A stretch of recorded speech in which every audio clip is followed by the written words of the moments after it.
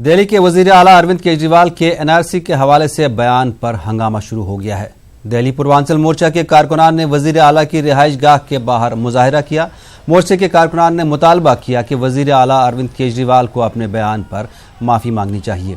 दिल्ली पूर्वांचल मोर्चा के सदर मनीष कुमार सिंह ने कहा कि दिल्ली के बीजेपी सदर मनोज तिवारी के ताल्लुक से एनआरसी वाले का बयान काबिले मजम्मत है।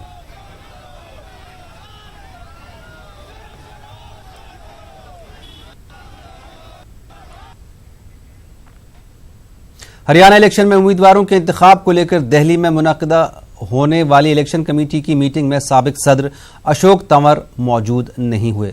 हमारी नुमाइंदा रंजीता झा ने अशोक तंवर से खास बात की।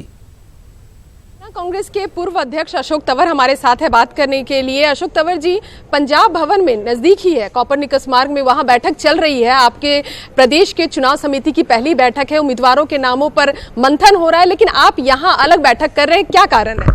देखिए, वहाँ मैं समझता हूँ कि कुछ ऐसे लोग हैं जिन्होंने 5 साल जिनको परेशानी रही मेरे साथ चलने में, तो मैं परेशानी ऐसे चुनाव के समय किसी की बढ़ाना नहीं चाहता हूँ। तो वो मीटिंग करते रहे, हमारी शुभकामनाएं हैं, हम अपना काम कर रहे हैं, हमारी अपनी मीटिंग चल रही है।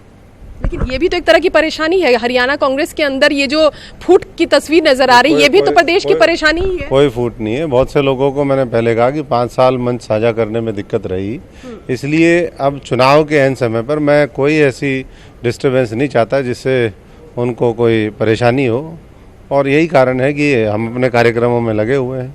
आप अब उनके साथ मंच साझा नहीं करेंगे?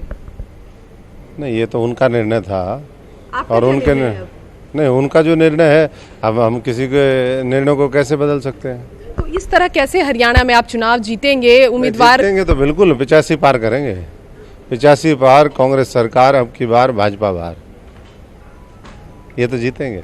एक साथ नजर नहीं आएंगे? चुनावी कैंपेन की अगर बात करें, उस समय भी आप और हुड्डा जी या कुमारी शैलजा नजर नहीं आएंगे एक साथ? अब वो तो आगे का मामला है, मेरे ख्याल से स्थिति ऐसी बननी मुश्किल है। आज ये जो बैठक आप ले रहे हैं, क्या अलग उम्मीदवारों की आप अपनी तरफ से भी कोई पक्ष रखेंगे? ये तो सोशल मीडिया की मीटिंग है, उम्मीदवारों की मीटिंग, तो उम्मीदवार तो सारे जो लोग हैं जिन्होंने मेहनत करी है उनकी सारी लिस्ट सब लोग बनाने में लगे हुए हैं। जिन लोगों ने 5 साल संघर्ष किया वो मैं दूंगा, जो अभी 15 दिन पहले सक्रिय हुए हैं उनकी लिस्ट और दूसरे लोग देंगे।